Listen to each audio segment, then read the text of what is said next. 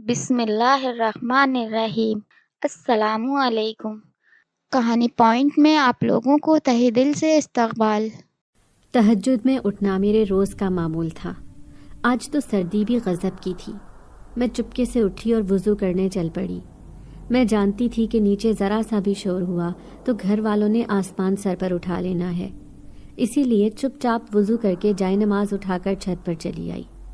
ابھی نماز کر کے سجدے میں ہی گئی تھی کہ اچانک ایسا محسوس ہوا جیسے میرے برابر میں کوئی آ کر بیٹھا ہو۔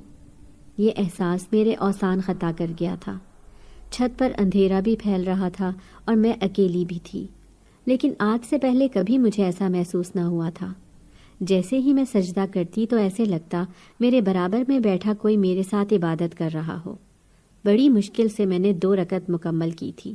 خوف سے کانپتے وجود کے ساتھ میں نے ادھر ادھر دیکھا، لیکن یہاں پر تو کوئی بھی نہیں تھا۔ جلدی جلدی دعا کے لیے ہاتھ اٹھائے تھے کہ اچانک ہی دھیرے سے کسی نے میرے کان میں سرگوشی کی۔ ماشاء اللہ! میں جائے نماز چھوڑ کر ایسے ہی نیچے بھاگی تھی اور بستر میں دبک کر لیٹ گئی۔ کبھی بھی مجھے ڈر نہیں لگا تھا، حالانکہ خالہ کے گھر آئے ہوئے مجھے 3 سے 4 مہینے ہو گئے تھے، لیکن آج میرے ساتھ ایسا کیوں ہوا؟ یہ سوچ کر ہی میرے رونگٹے کھڑے ہو رہے تھے۔ میرا نام فاطمہ ہے۔ میرا تعلق ایک چھوٹے سے گاؤں سے تھا۔ ابا بچپن میں ہی فوت ہو گئے تھے۔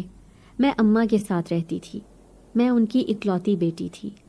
میں نے میٹرک تک تعلیم حاصل کر رکھی تھی اور میں بچوں کو ٹیوشن بھی پڑھاتی تھی اور مدرسہ بھی۔ شروع سے ہی دین کی طرف میرا رجحان بہت زیادہ تھا۔ سب کہتے تھے کہ فاطمہ بہت نیک لڑکی ہے، پردہ کرتی تھی، اسی لیے گاؤں کی گلیوں میں بھی کبھی آزادانہ گھومتی پھرتی نہیں تھی۔ سب لوگ اماں کو آ کر کہتے تھے کہ تیری ایک ہی بیٹی ہے، تو نے تربیت بہت اچھی کی ہے۔ میں بھی شروع سے ہی 5 وقت نماز پڑھنے کی عادت تھی اور تہجد بھی باقاعدگی سے پڑھتی تھی۔ اماں ہر وقت مجھے دعا دے کر کہتی کہ خدا کرے تجھے تیرے جیسا ہی نیک شہزادہ ملے جو تیرا بہت خیال رکھے۔ میں اماں کی اس دعا پر مسکرا دیتی۔ نہ جانے میرے نصیب میں کیا تھا۔ قیامت تو تب ٹوٹی جب پتہ چلا کہ اماں کو کینسر کا مرض ہے۔ وہ ہر وقت بیمار رہتی تھی، بستر کی مریض بن کر رہ گئی تھی۔ ایک دن انہیں شہر لے جا کر چیک اپ کروایا تو ڈاکٹر نے یہ بری خبر سنائی کہ آپ نے انہیں ہسپتال لانے میں دیر کر دی۔ جب انہیں بخار شروع ہو گیا تھا تو شروع سے ہی ان کا چیک اپ کروانا چاہیے تھا نا۔ وہ مجھے باتیں سنا رہے تھے۔ میں سر جھکا کر رہ گئی۔ کیسے ان کے آگے غربت کا رونا روتی کہ ہمارے پاس پھوٹی کوڑی بھی نہیں۔ ایک ٹوٹا پھوٹا کچا گھر تھا جس میں ہم دونوں ماں بیٹی عزت سے زندگی گزار رہے تھے۔ وہ تو گاؤں کے پڑوسی بہت اچھے تھے جو ہم دونوں یتیم عورتوں کا خیال رکھتے تھے، ورنہ اس معاشرے میں تو اکیلی عورتوں کا جینا بہت دشوار ہو جاتا ہے۔ اب میں اکیلی روتی روتی انہیں شہر سے گاؤں لے آئی تھی۔ سارے پڑوس کے لوگ جمع ہو گئے۔ جب میں نے ان کے سامنے کہا کہ اماں کو کینسر ہے تو سب لوگ مجھے تسلی دیتے ہوئے کہنے لگے، بیٹی اپنے آپ کو اکیلا نہ سمجھنا، ہم تیری ماں کا علاج کروائیں گے۔ لیکن ڈاکٹرز نے کہا تھا کہ اماں کا کینسر آخری سٹیج پر ہے، بھلے ہی جتنا علاج کروا لو، اماں کی زندگی 6 مہینے سے زیادہ نہیں ہے۔ شہر میں رہنے والی خالہ جو کبھی کبھار 10-12 سالوں میں اماں سے ملنے آتی تھی، اماں کی بیماری کی خبر سن کر آئیں، اور پھر اماں نے اس کے سامنے ہاتھ جوڑے اور کہنے لگی، زکیہ میری بیٹی کا خیال رکھنا، میں تو جلد ہی قبر کی ڈھیری بن جاؤں گی، لیکن تو نے میری بیٹی کو اپنے ساتھ لے کر جانا ہے، اکیلا نہیں چھوڑنا۔ زکیہ خالہ نے ان سے وعدہ کر لیا تھا کہ میں فاطمہ کو اپنے ساتھ لے جاؤں گی۔ یوں بمشکل 4 مہینے جی کر اماں ہمیشہ کے لیے دنیا چھوڑ کر چلی گئیں۔ رو رو کر میری حالت بری تھی۔ میرے دل میں کسی طور صبر نہیں آ رہا تھا۔ تبھی پڑوسن اٹھ کر میرے پاس آئی اور کہنے لگی، بیٹی اللہ سے صبر مانگو تبھی تمہیں صبر آئے گا، تم اتنی نیک ہو، اللہ تمہاری ضرور مدد کرے گا، اس غم سے نکالنے میں وہی سب کا رہنما ہے۔ ان کے سمجھانے پر میں اٹھی اور جائے نماز بچھا کر اللہ سے مدد طلب کرنے لگی اور اپنی ماں کے لیے دعا کرنے لگی کہ اسے جنت میں جگہ ملے۔ دنیاوی زندگی تو ان کی سسک سسک کر گزری تھی، لیکن آخرت میں وہ ایک اچھی زندگی کی حقدار بن جائیں۔ اپنی ماں کے لیے دعا کر کے میرے دل میں تھوڑا سکون محسوس ہوا تھا۔ پھر اماں کے مرنے کے 3 دن بعد خالہ مجھے اپنے ساتھ شہر لے آئیں، لیکن یہاں پر میرا کچھ خاص استقبال نہ ہوا تھا۔ خالہ کی بیٹیاں مجھے بڑی عجیب نظروں سے دیکھ رہی تھیں، تو دوسری طرف ان کے بیٹے بھی ناک منہ چڑھا رہے تھے۔ خالو کا رویہ بھی بڑا عجیب سا تھا۔ وہ سب میرے یہاں آنے پر خوش دکھائی نہ دیتے تھے۔ میں شرمندہ سی ہو گئی۔ شاید ایک بوجھ کی طرح خالہ مجھے اپنے ساتھ یہاں لے آئی تھی، لیکن دوسرے دن ان کی بات پر میرا دل دکھ سے بھر گیا جب وہ اپنی بیٹیوں سے کہنے لگی، ارے مجھے کام کاج کا مسئلہ ہوتا ہے، اچھا ہے یہ گونگی بے زبان لڑکی اس گھر میں آ گئی ہے، کم سے کم گھر کا کام تو کر لیا کرے گی، تم ہڈ حراموں سے تو گھر کا کام بھی نہیں کیا جاتا۔ دوسرے ہی دن انہوں نے سارے گھر کی ذمہ داری میرے سر پر ڈال دی۔ کیا پکانا ہے، کیا صفائی کرنی ہے، جھاڑو پوچھا کرنا، کپڑے دھونے تک کی ذمہ داری میرے کندھوں پر آ گئی تھی۔ انہوں نے مجھے اتنا مصروف کر دیا تھا کہ مجھے نماز پڑھنے کا وقت بھی بمشکل نکالنا پڑتا، اور مجھے تو تہجد کی نماز پڑھنے کی بھی عادت تھی۔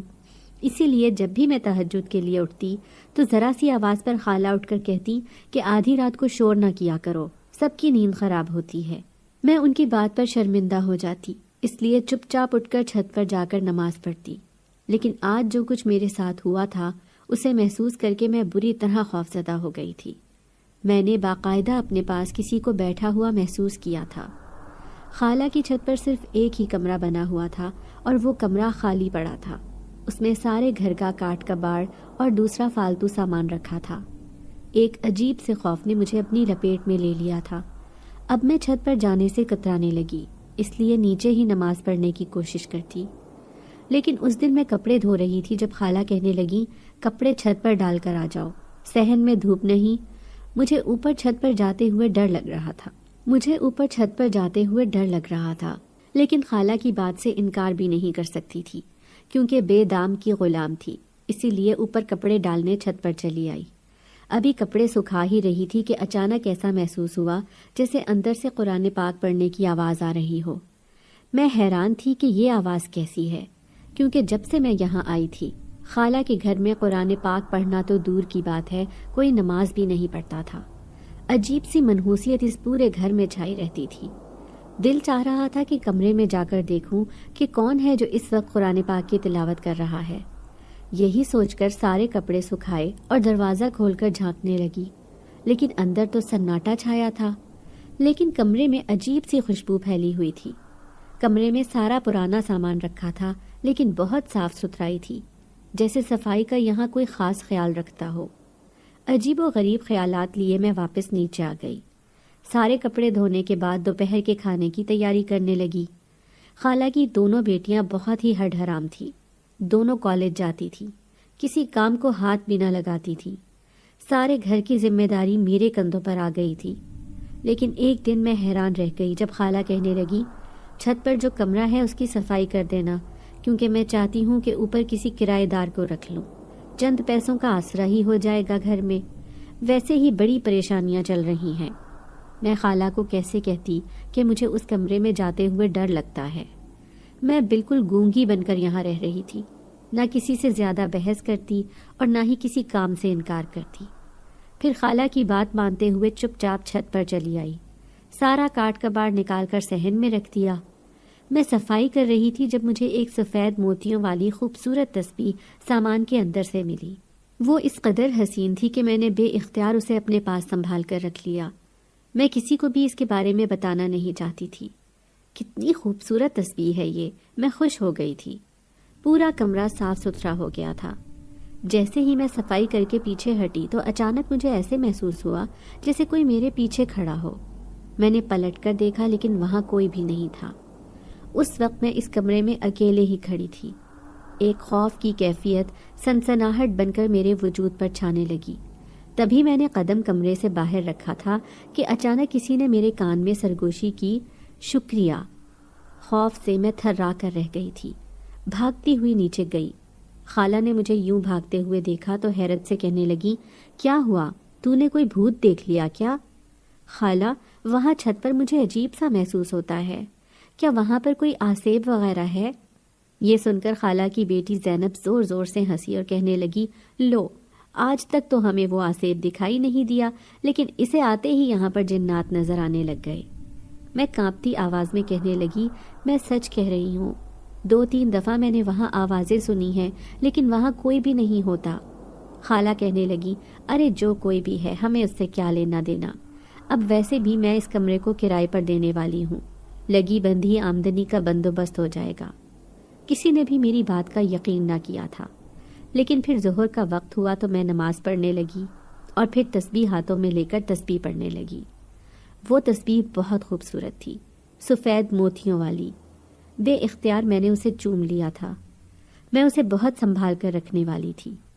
گھر کے اندر والا راستہ بند کر کے چھت کی طرف سے دوسرا راستہ نکال لیا گیا تھا اور پھر اسے کرائے پر دینے کا فیصلہ کیا گیا۔ ابھی تھوڑے ہی دن ہوئے تھے جب کوئی کرایہ دار آ کر اس کمرے میں رہنے لگا۔ اندر کا راستہ بالکل بند کر دیا گیا تھا۔ اب مجھے بھی رات کو تہجد پڑھنے میں بڑی پریشانی ہوتی، کیونکہ ذرا سی آہٹ پر بھی خالہ کی آنکھ کھل جاتی تھی، پھر وہ مجھے کھری کھری سنانے سے باز نہ آتی۔ لیکن ایک دن میں حیران رہ گئی جب وہ کہنے لگی، اوپر جو کرایہ دار رہتا ہے اسے ناشتہ دے کر آنا۔ میں کہنے لگی، خالہ میں بھلا کیسے جا سکتی ہوں، میں ایک پردے دار لڑکی ہوں، کسی کے سامنے جاتی بھی نہیں۔ خالہ کہنے لگی، ارے وہ بھی تو بڑا نیک لڑکا ہے، کسی کو نظر اٹھا کر بھی نہیں دیکھتا، جاؤ شاباش اسے ناشتہ دے کر آ جانا۔ یہ کہہ کر وہ اپنے کمرے میں چلتی بنی۔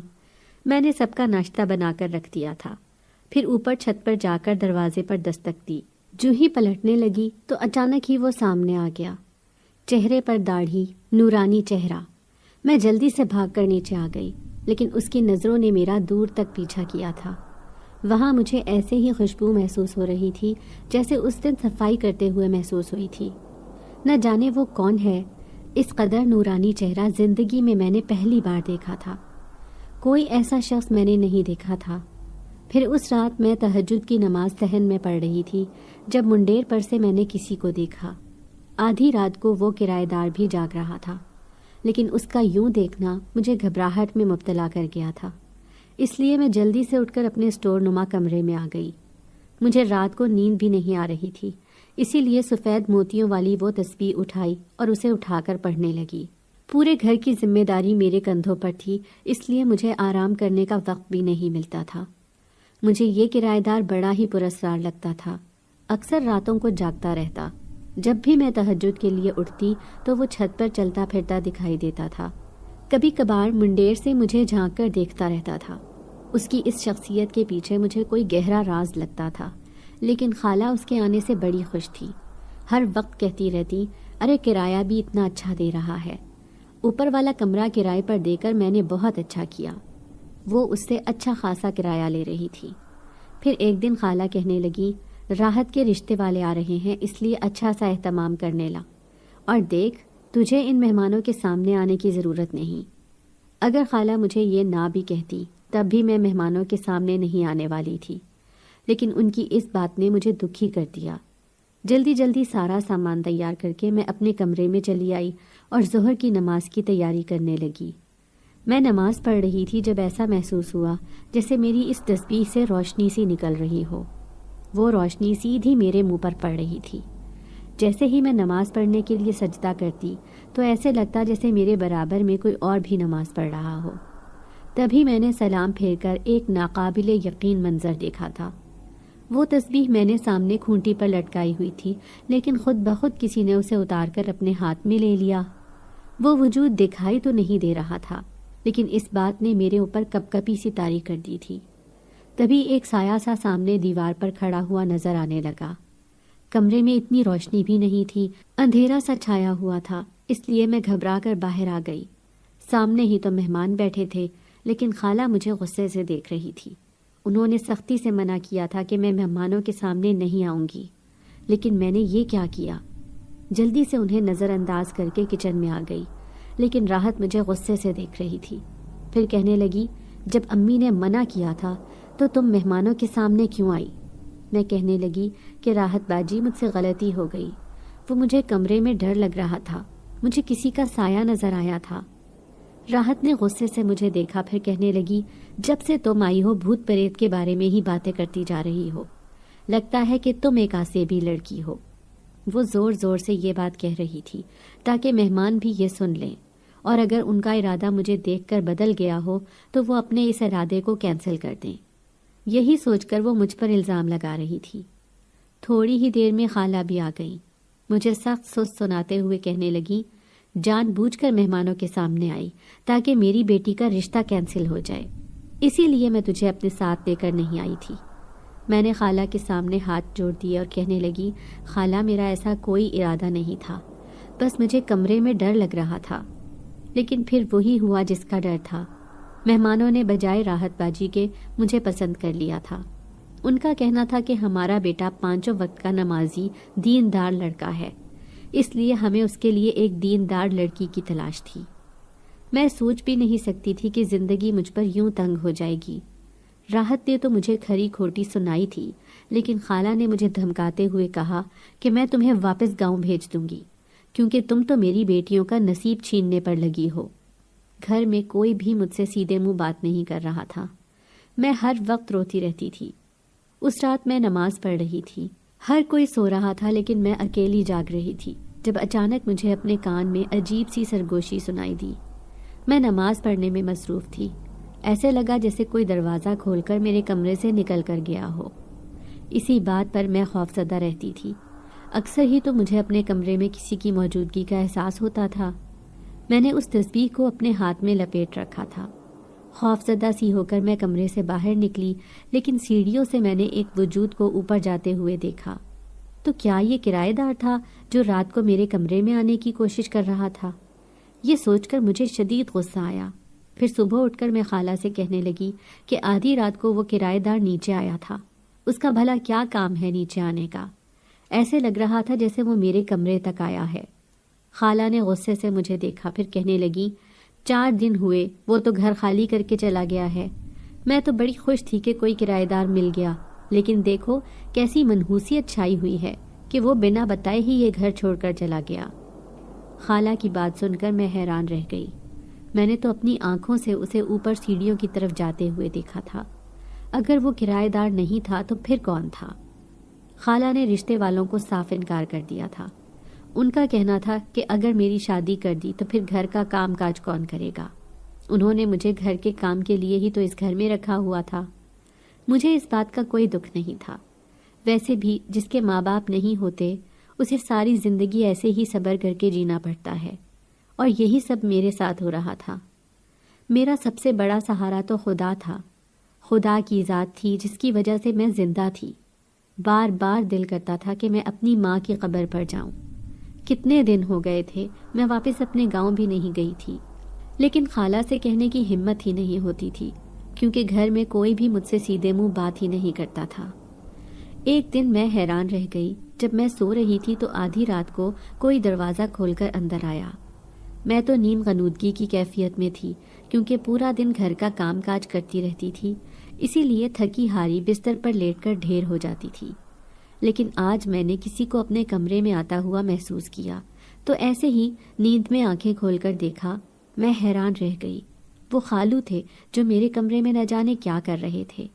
مجھے یوں جاگتا دیکھ کر ہڑبڑا کر کہنے لگے، ارے بیٹا، تجھے چائے کا بولنے آیا تھا، سر میں درد ہو رہا ہے، چل جلدی سے چائے بنا دے۔ میں گھبرا کر اٹھ بیٹھی تھی، بھلا آدھی رات کو خالو میرے کمرے میں کیوں آئے تھے؟ میں نے دیکھا رات کے 2 بج رہے تھے۔ میں نے اٹھ کر چائے بنائی۔ خالہ بے خبر سو رہی تھی، پورا گھر ہی مدہوش تھا، لیکن خالو اپنی بیٹی کو بھی تو چائے کا کہہ سکتے تھے، انہوں نے مجھے ہی کیوں کہا؟ میرے پورے وجود میں سنسنی سی دوڑ گئی تھی۔ اب مجھے نیند تو نہیں آ رہی تھی، اسی لیے ہاتھ میں وہی تسبیح لے کر خدا کو یاد کرنے لگی۔ تھوڑی ہی دیر بعد تہجد کا وقت ہو گیا تو وضو کرنے کے لیے باہر آ گئی۔ خالو جاگ رہے تھے، اسی لیے کمرے میں جانے کا دل نہیں کر رہا تھا۔ جائے نماز لے کر میں اوپر چھت پر چلی آئی۔ جب صحن میں نماز پڑھ رہی تھی، نماز ختم ہوئی تو میں نے کسی کا سایہ زمین پر دیکھا۔ وہ لمبا چوڑا وجود تھا جو بالکل میرے پیچھے کھڑا تھا۔ اب میرے پورے وجود میں سنسنی دوڑ گئی۔ یہ سب میرا وہم نہیں تھا، کچھ تو وجہ تھی جو میرے ساتھ یہ سب ہو رہا تھا۔ میں جب بھی چھت پر آتی تھی تو کسی کی موجودگی کا احساس بڑی شدت سے ہوتا تھا۔ میں نے گھبرا کر رونا شروع کر دیا۔ کسی سے یہ بات کہتی تو سب مجھ پر ہی الزام لگاتے کہ میں بھوت پریت کا ذکر بہت کرتی ہوں یا پھر ایک آسیب زدہ لڑکی ہوں، اسی لیے میں کسی سے یہ بات کہہ بھی نہیں سکتی تھی۔ مجھے روتے ہوئے دیکھ کر وہ عجیب سا سایہ لمبا ہوتا چلا گیا اور سامنے والی دیوار میں پیوست ہو گیا۔ ہیروں کی طرح چمکتی ہوئی وہ سفید تسبیح ابھی بھی میرے ہاتھ میں تھی۔ میں پلٹ کر نیچے جانے ہی والی تھی، لیکن اچانک مڑتے ہوئے کسی کے وجود سے ٹکرائی۔ وہ لمبا چوڑا وجود سفید لباس پہنے نورانی چہرہ لیے میرے سامنے کھڑا تھا۔ میں حیران پریشان رہ گئی۔ یہ تو وہی کرایہ دار تھا، لیکن خالہ تو کہہ رہی تھی کہ یہ یہاں سے چلا گیا ہے۔ آپ یہاں کیا کر رہے ہیں؟ میں گھبرا کر اس سے کہنے لگی۔ میں اپنی ایک قیمتی چیز لینے آیا ہوں۔ تم نے وہ چیز اپنے پاس رکھ لی ہے، اس لیے مجھے بے چینی ہو رہی ہے۔ کون سی چیز؟ میرے پاس تو ایسی کوئی چیز نہیں، میں گھبرا کر اس سے کہنے لگی۔ وہ تمہارے ہاتھ میں ہے، اس نے تسبیح کی طرف اشارہ کیا تھا۔ تو کیا یہ تسبیح تمہاری ہے؟ اس نے مسکرا کر دیکھا، پھر کہنے لگا، ہاں یہ تسبیح میری ہے، میں ہر نماز کے بعد اسے باقاعدگی سے پڑھتا ہوں۔ یہ بہت خاص تسبیح ہے، یہ کوئی عام تسبیح نہیں ہے، بلکہ اس میں ہیرے کے موتی جڑے ہیں۔ میرے پیروں تلے سے زمین نکل گئی تھی۔ اس کی جگمگاہٹ کو میں ایسے ہی سمجھتی تھی، گمان بھی نہیں تھا کہ یہ ہیروں کی تسبیح ہوگی۔ بے اختیار میں اسے دیکھے گئی۔ میری آنکھوں میں بے یقینی دیکھ کر وہ کہنے لگا، یہ ہمارے قبیلے کے شہنشاہ جنات کا دیا ہوا خاص تحفہ ہے، یہ میرا ہے، اسی لیے جب میں اسے تمہارے ہاتھوں میں دیکھتا ہوں تو مجھے بے چینی سی ہو جاتی ہے۔ لیکن تم بھی ایک نیک اور دیندار لڑکی ہو، اسی لیے مجھے خوشی ہے کہ تم نے اس کا استعمال بہت اچھا کیا ہے۔ اس کی بات پر میرے چہرے پر ہوائیاں اڑ گئی تھی۔ شہنشاہ جنات کا تحفہ ہے؟ یہ انسان کیا کہہ رہا ہے؟ میرے چہرے پر خوف دیکھ کر وہ کہنے لگا، گھبراؤ مت، میں کافی عرصے سے کسی کام کی وجہ سے یہاں پر رہتا ہوں، کسی کو میرے بارے میں خبر نہیں، میں ایک جن زاد ہوں۔ اب تو میں خوف سے کانپ کر رہ گئی تھی۔ مجھے یقین نہیں آ رہا تھا کہ سامنے کھڑا سچ میں ہی جن زاد ہے۔ یہ مجھے اپنے آس پاس محسوس ہوتا تھا، یہ میرا گمان نہیں تھا بلکہ حقیقت تھی۔ میری آنکھوں میں دیکھتے ہوئے وہ کہنے لگا، یہاں سے تھوڑی دور ایک پرانا قبرستان ہے، میں وہاں پر ایک خاص عمل کرنے آیا تھا۔ انسانوں کی دنیا میں رہنا اتنا آسان بھی نہیں تھا، اس کے لیے مجھے خالی جگہ کی تلاش تھی۔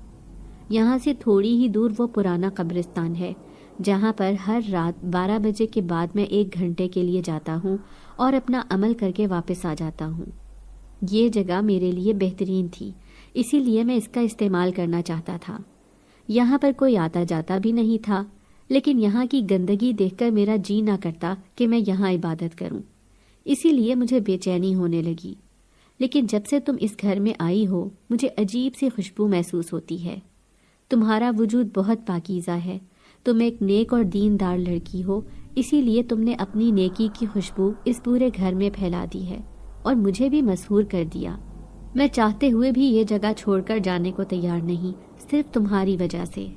اس دن تم نے میرے کمرے کی صفائی کی تو مجھے بہت خوشی ہوئی۔ اب میرا پورا کمرہ صاف ستھرا ہے، میں وہاں پر بڑے آرام سے رہ رہا ہوں۔ لیکن یہ گھر اور اس میں رہنے والے لوگ بڑے ہی بد فطرت ہیں، جو تم جیسی نیک لڑکی کی نیک فطرت کا فائدہ اٹھانا چاہتے ہیں۔ اس دن میں اپنی یہ ہیرو والی تسبیح یہیں پر بھول گیا تھا، جسے تم نے اپنے پاس رکھ لیا، لیکن تم اس کی حقیقت نہیں جانتی تھی کہ یہ کس قدر قیمتی ہے۔ اس تسبیح کی وجہ سے مجھے واپس کرایہ دار بن کر اس گھر میں آنا پڑا، لیکن پھر بھی میں نے اسے تم سے واپس نہ لیا کیونکہ تم اس سے بہت محبت کرتی تھی۔ جس عقیدت سے تم اسے پڑھتی تھی اسے دیکھ کر میرا دل نہیں چاہتا تھا کہ میں تم سے اسے واپس لوں۔ دوسری طرف میں اپنے دل کی بات کرنا چاہتا ہوں کہ میں اپنے دل پر اختیار نہیں رکھ سکا۔ ایسے لگتا ہے کہ مجھے تم جیسی نیک لڑکی سے عشق ہو گیا ہے۔ اس جنزاد کی ان خوفناک باتوں نے میرے ہوش اڑا دیے تھے۔ میرے ہاتھ میں موجود وہ سفید ہیروں والی تسبیح اچانک سے ہی زمین پر گرنے لگی تھی، لیکن اس سے پہلے ہی اس نے اسے اپنے ہاتھوں میں تھام لیا۔ پھر وہ مسکراتے ہوئے کہنے لگا، میں اسے تم سے واپس لینے نہیں آیا بلکہ اپنے دل کی سچائی بتانے آیا ہوں۔ لیکن میں بہت زیادہ ڈر گئی تھی۔ میں وہ تسبیح واپس نہیں لینا چاہتی تھی کیونکہ وہ ایک جنات کی تسبیح تھی۔ سفید ہیرو والی تسبیح اس قدر قیمتی تھی یہ تو میں نے کبھی سوچا بھی نہیں تھا۔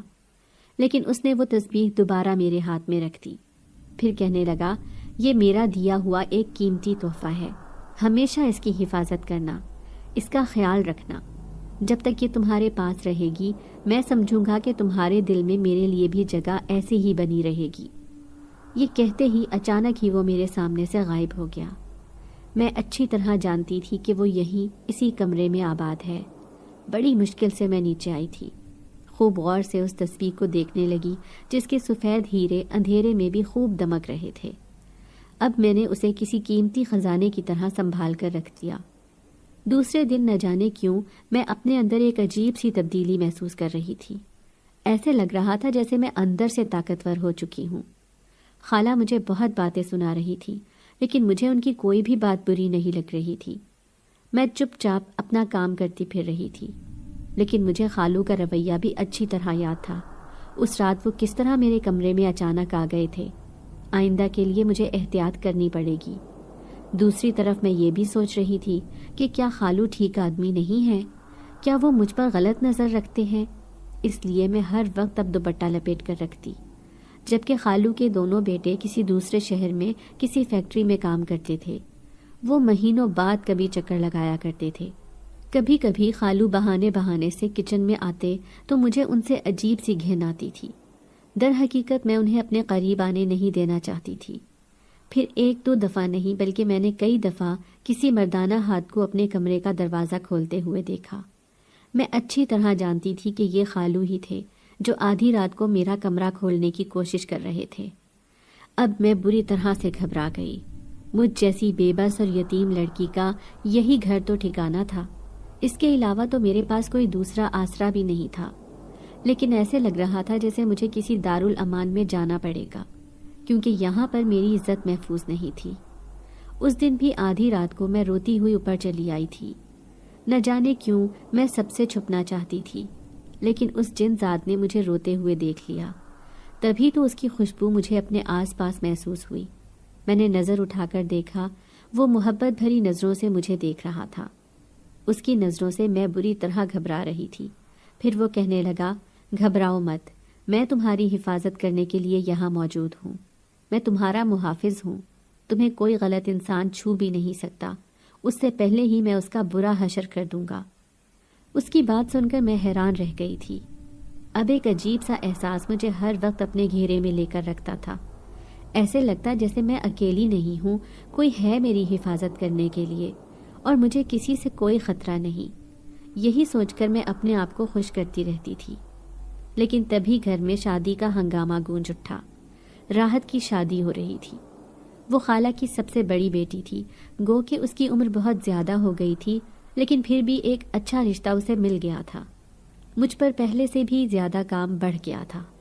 اب تو مجھے اپنی نمازیں پڑھنے کا وقت بھی نہیں ملتا تھا۔ جب بھی میں نماز پڑھنے کے لیے کمرے میں جاتی تو خالہ کہتی کہ کام سے بچنے کے لیے نماز کا بہانہ کرتی ہے۔ لیکن ایک رات میرا ہاتھ اسی جلد بازی میں بری طرح جل گیا۔ کمرے میں بیٹھ کر میں اکیلی رو رہی تھی۔ کسی کو اتنا خیال بھی نہ رہا تھا کہ وہ میرے ہاتھ پر مرہم ہی لگا دیتا یا مجھے کوئی دوا دلوا دیتا۔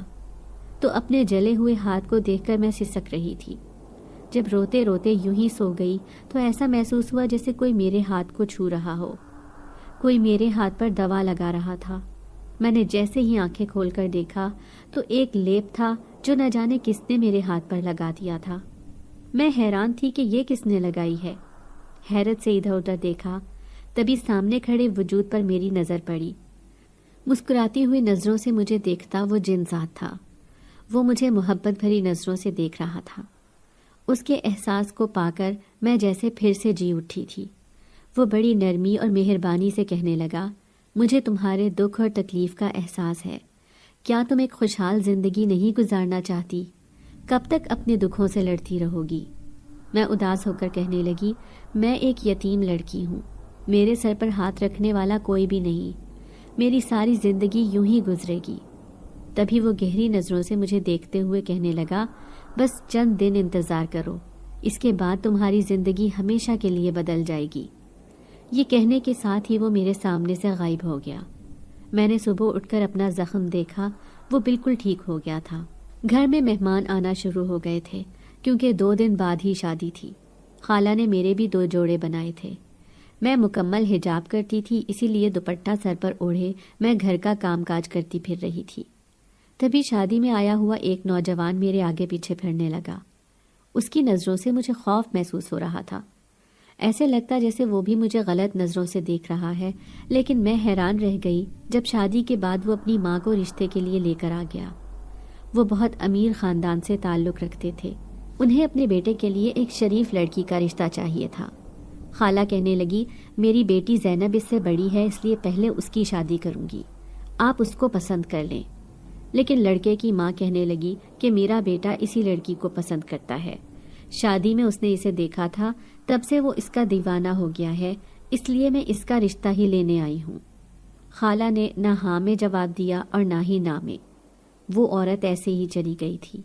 مجھے بہت رونا آ رہا تھا، لیکن خالہ آ کر مجھے باتیں سناتے ہوئے کہنے لگی، تم کسی کو چھوڑو گی یا نہیں؟ جب دیکھو نین مٹکا کرتی رہتی ہو، ویسے تو بڑی پردے والی اور نیک بیوی بنتی ہو، لیکن چکر چلانے میں بہت تیز ہو۔ زینب بھی نفرت بھری نظروں سے مجھے دیکھ رہی تھی۔ پھر خالہ سے کہنے لگی، مجھے تو پہلے ہی پتا تھا کہ فہیم شادی میں اس کے آگے پیچھے کیوں پھر رہا ہے، یہ جان بوجھ کر اس کے سامنے آ رہی تھی۔ اپنے اوپر لگے یہ الزام کو سن کر میں کچھ بھی نہ بولی، بس میں نے اپنا معاملہ اللہ پر چھوڑ دیا تھا۔ رات کو میں تہجد کی نماز پڑھنے لگی تو سسک سسک کر رو دی تھی، لیکن اس سے پہلے ہی مجھے ایک بھاری آواز سنائی تھی، تلاوت کرنے کی خوبصورت آواز میں اپنے کانوں سے سن رہی تھی۔ میں چپ چاپ وہ تلاوت سنتی رہی۔ میں جانتی تھی کہ یہ تلاوت کرنے والا کون ہے، یہ وہی نیک جنزادہ تھا جو ہمیشہ مجھے تسلی اور دلاسا دیتا تھا۔ پھر میں نے وہ سفید ہیروں والی تسبیح اٹھائی اور خدا کو یاد کرتے ہوئے اپنے دل کو ڈھارس دینے لگی۔ تھوڑی دیر بعد وہ جنزادہ میرے سامنے آیا تھا، جسے دیکھ کر مجھے ہمیشہ حوصلہ ملتا تھا۔ وہ مجھے روتے ہوئے دیکھ کر غضبناک ہو گیا اور پھر کہنے لگا، چاہوں تو اپنی طاقت سے 1 منٹ میں اس گھر والوں کو برباد کر دوں، لیکن یہ بد فطرت میرے اندر نہیں۔ اگر تم اپنے کیے کا بدلہ ان سے لینا چاہتی ہو تو مجھے بتاؤ۔ وہ شدید غصے میں تھا۔ میں نے نفی میں سر ہلایا اور اس سے کہنے لگی، بس میں اپنے نصیب کا انتظار کر رہی ہوں کہ آگے میری قسمت میں کیا ہونے والا ہے۔ اگر خدا نے میری قسمت میں کچھ اچھا لکھا ہوگا تو وہ مجھے مل کر رہے گا، پھر دنیا کی کوئی طاقت میرے نصیب کو نہیں بدل سکتی۔ میرا اتنا پختہ یقین دیکھ کر وہ کہنے لگا، یقیناً تمہارے ساتھ بہت اچھا ہونے والا ہے، کیونکہ تم خدا کی نیک بندی ہو۔ اس کی اس بات نے میرے چہرے پر مسکراہٹ دوڑا دی تھی۔ وہ ہمیشہ ہی مجھے حوصلہ اور تسلی دیتا تھا۔ پھر اگلی رات وہ جنزادہ میرے پاس آیا اور کہنے لگا، میں اپنی یہ قیمتی سفید ہیروں کی تسبیح ہمیشہ کے لیے تمہیں دے کر جا رہا ہوں، کیونکہ آج رات میرا عمل مکمل ہو گیا ہے۔ اب میری ضرورت ختم ہو گئی تو مجھے اس گھر میں رہنے کا کوئی حق نہیں۔ تمہارے سوا میری موجودگی سے کوئی بھی باخبر نہیں ہے، لیکن اگر تمہیں کبھی بھی کوئی پریشانی ہو تو مجھے بس ایک بار یاد کر لینا۔ میں ہمیشہ تمہاری حفاظت بن کر تمہارے پاس موجود رہوں گا، کسی بھی مصیبت کو تمہارے قریب آنے نہیں دوں گا۔ اب میں ہمیشہ کے لیے اپنے قبیلے میں جا رہا ہوں، لیکن تمہاری خبر گیری کرنے کے لیے ہر چاند کی 14 تاریخ کو تمہارے پاس ضرور آؤں گا۔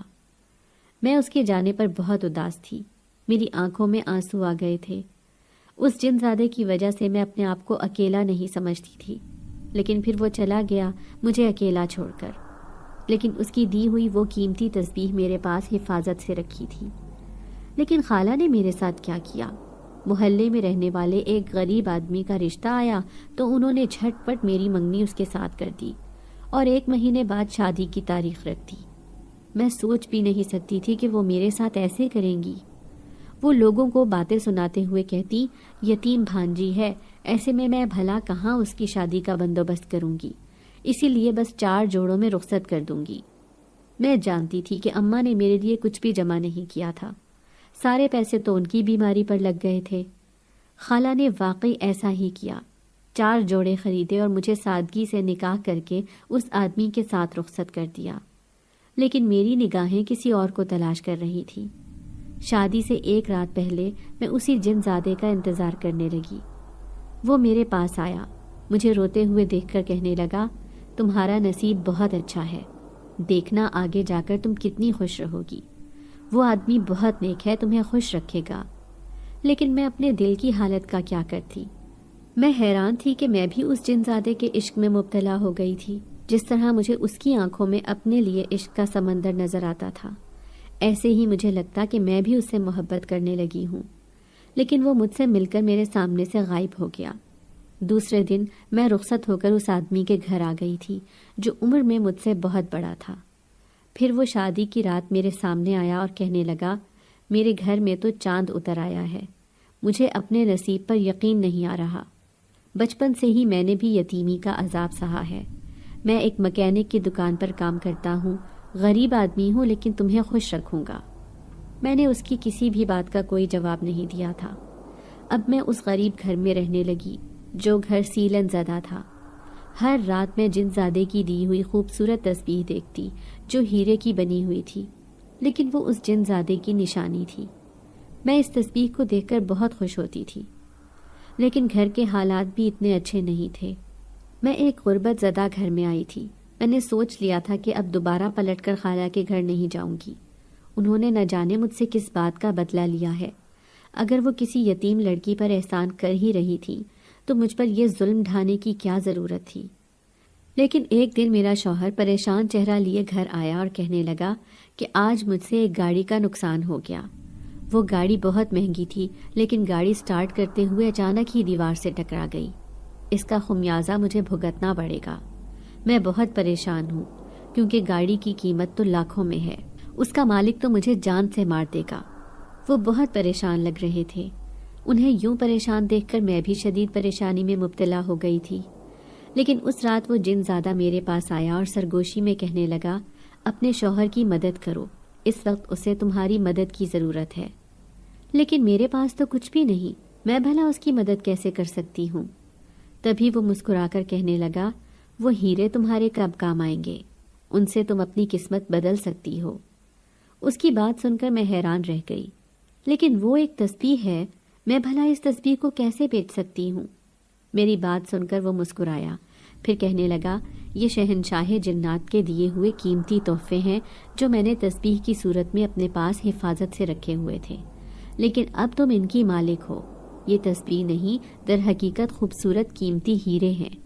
اگر تم ایک ہیرے کو بھی یہاں پر فروخت کرو گی تو اس کی قیمت لاکھوں میں ہوں گی، اس لیے تم اسے بیچ کر اپنی قسمت بدل سکتی ہو۔